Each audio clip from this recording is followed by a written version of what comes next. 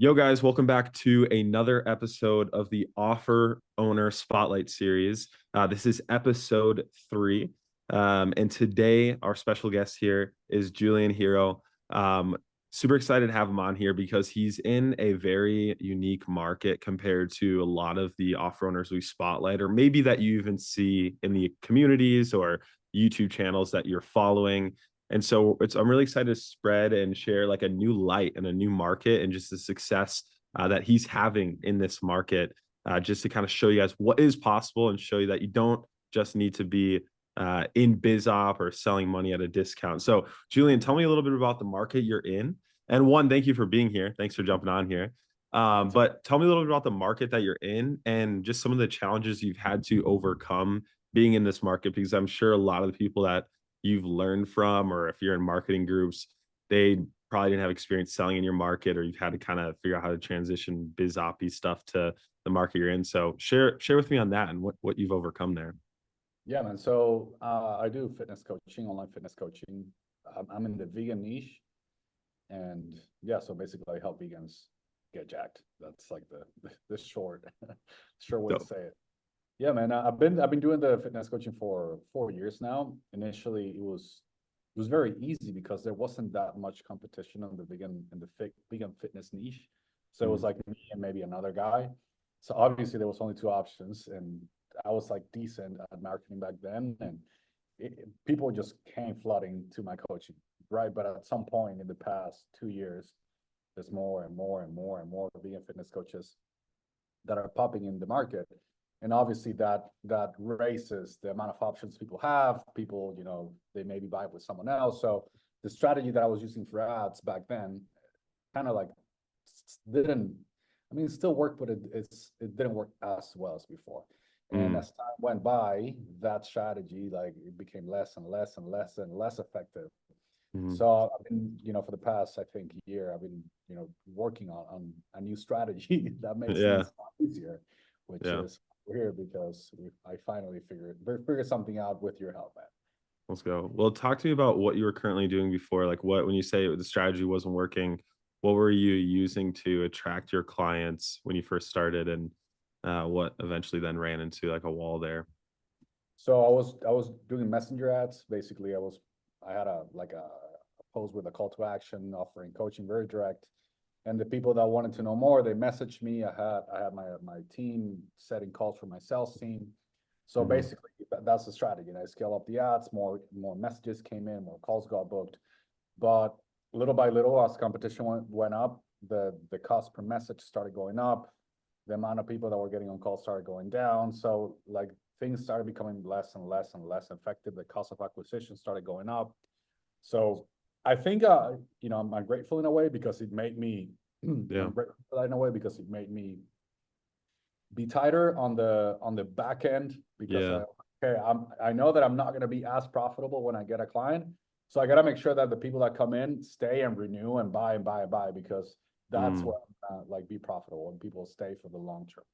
So yeah, that was kind of like a blessing in disguise because it forced me to get my game better on the yeah, coaching, which is good for the people that work with us. yeah, But also strategy. And this year, again, it's the same thing. I started. It was just profitable every single month. yeah. So, what was like? I'm curious. Like, what was your cost per acquisition then when you're doing messenger ads, and like, what was like the cost per message? Can you say that again? Because you froze Oh, for a little sure. bit and I didn't hear what you say. Yeah, yeah. Let me know if it chops, so we can always cut out that part too. But what was your cost per acquisition back when you're doing messenger ads? Bro, like on a good week, I was probably paying between salaries and the ads was probably between, like, a good week was for $400 cost per acquisition. But I had weeks where the ads just sucked, and sometimes I paid like $800 for a client. Dang, So, and that's, dang. I still got to pay my coach. I still got to pay my salesperson. So at the end of the day, if you're paying $800 to Facebook to get a client, there wasn't that much left for profit. So again, I had to rely a lot on the renewals and on the back end of the back end, if you will. Yeah, yeah, for sure. Which is sick to like kind of dial that in. Like, it sounds like then you actually had a good product and people were wanting to stay there, which I feel like most people don't do. But I'm curious. I've only done a few offers, and I know I've seen and worked with yours and a few other people, but I haven't run like a full fitness company myself working in that sector. So how has that been, or like selling that kind of offer? Like how do you actually convince somebody to purchase or want to purchase like a high ticket offer for fitness? Like I even know for me, like personally, I think about it's like I won't do that. Like I signed up for this fitness thing recently. It's like a monthly thing. I'm like, that's fine. But I know there's people out there who are doing, and they obviously are with you. So what did you have to learn to like figure that out, or how do you do that? Well, at the end of the day, what I've realized in my fitness coaching is it's a lot of, because the nutrition and training are that anyone can go online and find a nutrition and a training plan that's going to be effective, that if followed, you'll get results. Hmm. So the biggest roadblock for people is not the actual nutrition and training. Obviously, that having that is like a big deal, but it's more their mindset, right? Mm, Think about if someone, is overweight, if someone is with very poor health, or they yeah. have a poor image that they feel really bad about. It's more about like what kind of mindset they have that they allow themselves to get there, right? Versus like you gotta eat properly, right? It's like we gotta work a lot of the mindset aspect of the person, because in the end, if we manage to help them reframe the way they think, the way they make decisions on the long term, then their body just follows. It's just easy to do the nutrition and the training. So when I first started, I didn't understand that side of the coaching much. It was just like, I'm just gonna give you nutrition and training. Here you go, do it. Yeah. But like the biggest value add for our clients is the accountability and Mm. the mindset, and just making sure that we're helping them overcome those mindset challenges that are going to come at some point. Yeah, yeah, that's awesome. That's great insight. Because I know a lot of people, and there's probably some people watching who are trying to get into fitness, and they're wondering like how they can do that. Or I've heard so many people with that same doubt, like, can I really get someone to pay $3,000 to $5,000 for like a high ticket offer? So that's Dude, cool I've to hear. got a 12K tips for fitness, so 12K you when you said? can, yeah, yeah. Dang, that's great. So there you go, proof right there. Okay, Yeah, so you said you started out, you're doing messenger ads. Cost per acquisition is like $400 to get a client. a good 17. week was $400. Yeah, On a good good, week, just a good week, just I was crazy. happy with that. Yeah, Yeah. and I mean, and it was very volatile. Sometimes go up and down. So when did you like what happened where you're like, okay, I need something new? Like, was there a breaking moment? Did you see something? Did you like what shifted your mind? You're like, okay, I need to find something new. And then what was the first thing you tried? Well, I'm always like looking for ways to improve my business. So I mean, I've tried so many, like posting it, like I've tried a lot of things, but so when I found out about the AC model, Dean, who's one of my partners, he told me about AC, and I was like, what the fuck is AC? Then he sent me like a video that Alan allowed him to share with me, and then I saw it and I was like, oh, this sounds fucking epic, right? And Yeah. I kind of had that in my head for a little bit. I was like, if we can get clients for zero or or making a profit, that just changes the business completely, because Yeah. you're making the money back of your ads like the same day, which is huge. Yeah. If you're a lot of money, like you can make it back the same day. It's amazing. So he shared that model with me, and I think he shared it maybe 1 or 2 months later. We just decided to jump into Alan's mastermind. And dude, this is probably the fifth or sixth funnel that I build. The first funnel is my first funnel. If I see it, I'll feel ashamed of it. And I remember, and I sent it to Alan, and I was like, well, now if I see it, I was like, what the fuck was I thinking? Yeah. It's What terrible.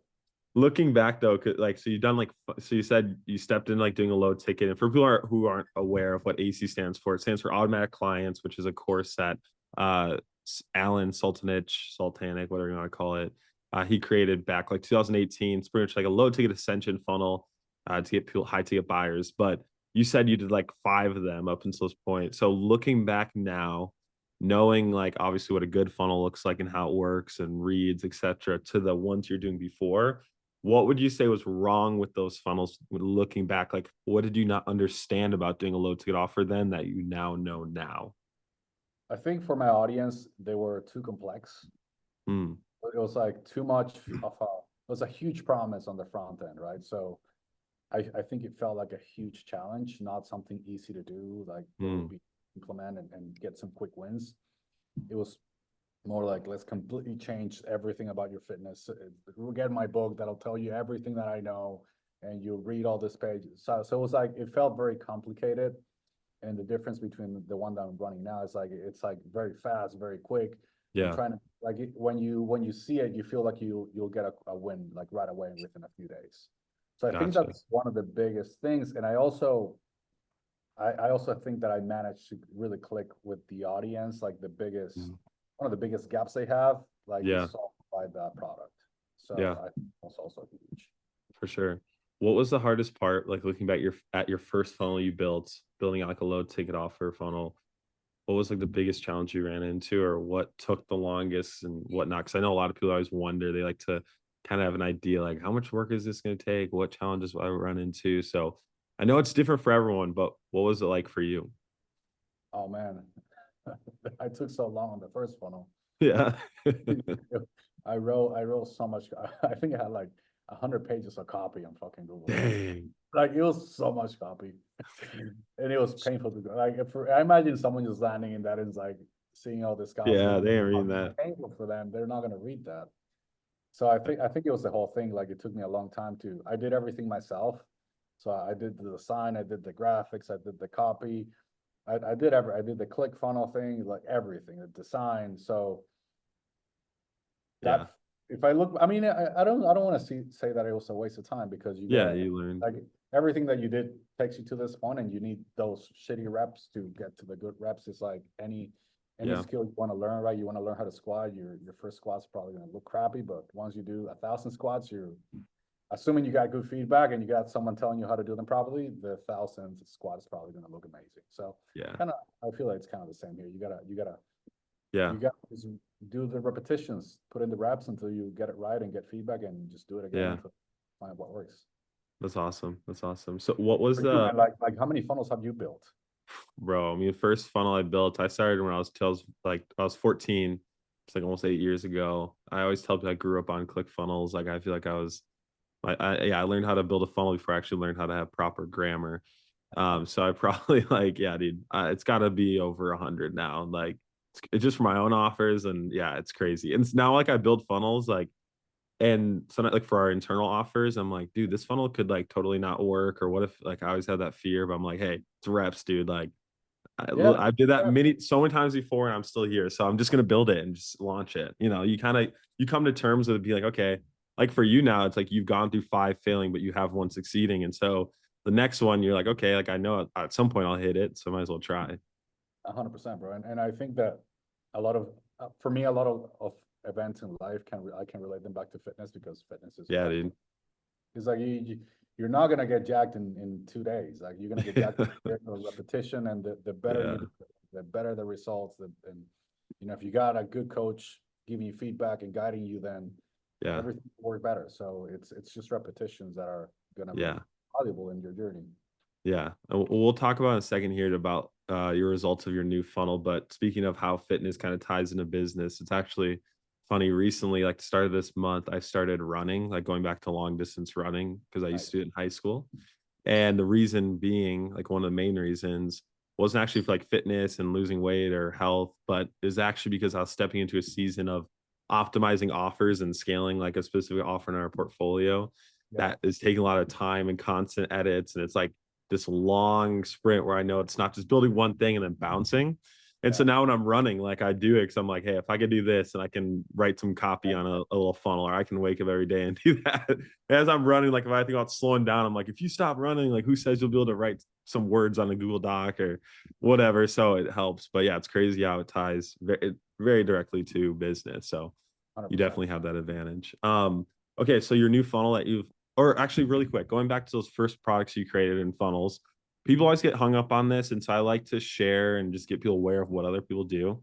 But how did you package your products together? Was it a book? Did you do books? Did you do courses, challenges? Like how did you package your front end offer? Like how did you package your upsells? What did you go for? And what did that look like? Yeah, I think one of the first one was first funnels was a book. Um, Mhm. then I did like a workout program. Then I did a recipe book. Then Yeah. I don't remember what else I did. I did Yeah, it's munch. So I Well, think what I did is like for the first funnel, I created like a bunch of products. yep. I created like four, like three, because it was like the front end offer, upsell one, upsell two, yeah, upsell one and upsell two. And then what I did was like start trying to put upsell one on the front end, upsell two on the front end, and playing around. But those were the unsuccessful funnels. Yeah, for sure. Gotcha. Yeah. So Well, talk about, that's off the book, yeah. yeah. So your new funnel now, a low ticket offer you're running to your back end. When did you launch it? What have the sales been on just like the front end to date?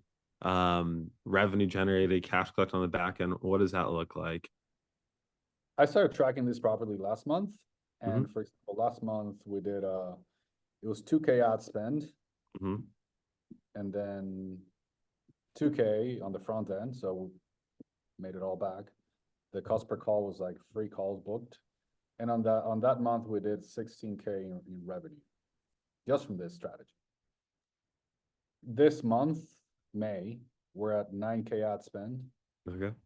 11.4K on the front end, so booking calls at a profit, Dang. and 41, almost 42K in revenue. Cash collected is 27. Dang. So on the back end, that's pure, other than your sales team, that's Yeah, so profit. that's profit. Yeah. Dang. How does it make you feel about your other messenger funnel now? Oh, bro, I'm about to. Yeah, I'm scaling that down significantly because it doesn't make any sense to have it. I'd rather just run this and scale this up. I'm at like $500 a day now, which is crazy Jeez, to think. that's And I'm getting awesome. all back almost every single day. That's crazy, dude. That's awesome. Okay, what is your funnel? So your current funnel, what does the flow look like? Like, what are the upsell? Like, how many upsells do you have? And like, order bumps. Where are they booking the calls? What does that look like for people who are curious? Well, this was something that you told me. Is like, what's your like the end goal for me was sell the high ticket, right? So for Yep. me, I like the more decisions, and this is something that I learned from you, from Alan, like the more decisions you put between, between the first offer and the thing you really want them to do, the harder it'll be for them to do the thing you want them to do because they gotta spend like Yeah. decision power on every new step. So I did it simple, man. I did a front end offer, a Hmm. bump, and book a call. That's it. Dang. So literally, there's no upsell one, or And like it's again, the just shortest fucking front end page I've done. No, but not 100 it's pages of not 100 copy. pages, just like probably like three and a half pages of copy, like simple graphics, one VSL, and that's it. That's awesome, dude. How long is the VSL for the book a call page? Like, how long is that? Probably like 4 minutes, 4 minutes. Okay. like So they five go, minutes front end and I think 4 to 5 minutes on the back end. dang. And then after they book a call, are they going to a setter, closer right after? What's like They go to a setter to like okay. a qualification call, and then they go to the closer. Gotcha. Gotcha. So that's nice. So two-step kind of tease them up. Yeah. That's awesome. Um, I know a lot of people when they're built out their low ticket offers, they fear and they worry about people being like, oh, I'm not going to like, oh, they're not going to want to join the back end until they finish the front end offer, or they like on the calls, they'll be like, oh, I just want to go through the product first. Have you heard that? Have you had to overcome that objection? Are you even seeing that is in your market, or have I mean, you something very, there? very little, man. The people that actually end up joining, they don't even open they don't even look at the initial thing they bought. They just like do Yeah. the convention. I think some of them even forget they bought it. It's just a way for them to get it's just like Yeah. a route for them to like get into your world, right? It's like, here's an Yep. offer, click, and then like you keep going, and little by little you bring them to your coaching, to your program. Yeah, yeah, that's awesome. I love that. Yeah, that's something I've been seeing too is like the people who join your back end offers, one, they're the ones who usually buy the order bump, the front end, like the upsells if you have them. They're booking the calls, of course. They're just going through really quick. Um, they're not, and they don't even really care about the product or think about it. And then Don't the even people who are like complain. financially aren't qualified and are dragging their feet, like, yeah, they're the ones who like actually want to go through the product, which is fine, or they just aren't ready to take action. So I definitely think it's people don't need to worry about that. It's like, Yeah, and like you still have them in your email list. So assuming you have email yeah, marketing, maybe in a year, 2 years, 6 months, they end up booking a call and becoming a client. I see it happen all the time too. It's like I got people yeah, that like 2 years ago they joined my email list and they join now. So it yeah. doesn't mean that they're not gonna take action later. Yeah, yeah, that's so true. We just did an audit of all our like our high ticket closes and where they're coming from, and a lot of them like they actually came from our email list after they purchased like a front end product and like were nurtured through there. Like a wide majority, and it was like there was only a few that maybe were from outbound dials or directly booking. And so now for us, we're like leaning heavily into like how do we continue to increase the consumption on our list because that brought us our best customers. So I think different markets will be different. I know some people where that's not the case, but it's good to be aware of it. Know that can go other ways. So, with what you're currently doing right now, like, are you running the ads yourself? You said you're at $500 a day. Did you outsource that yet? How what are you really doing on a day to day basis now with this type of funnel and like your responsibilities every single day? I started running them myself, and then I hired someone you recommended, so I'm Mhm. not an ads manager anymore. Dope. The main thing that I do for this funnel is just create copy and create creatives, or hire someone Sick. to write copy for me, and then send it to the person who's doing the ads. I mean, we can say Nice. his name. Yeah, Amar. Yeah, All sub right, Amar. he's awesome. So yeah, I send him Legend. like whatever I want to test, and then he has it. He Yeah, sends he it to just figures it out. yeah, he figures it out after that. And for me, that's yeah, I don't like dealing with ads managers, so I'd rather give it to him. Yeah. You got to get out of there. That's awesome. So at this point, you're literally just the copy for the ads. If you're not hiring that out, which you can, the creatives, like I'm assuming you do a lot of videos of you, or like, is that what's kind of been your favorite for creatives?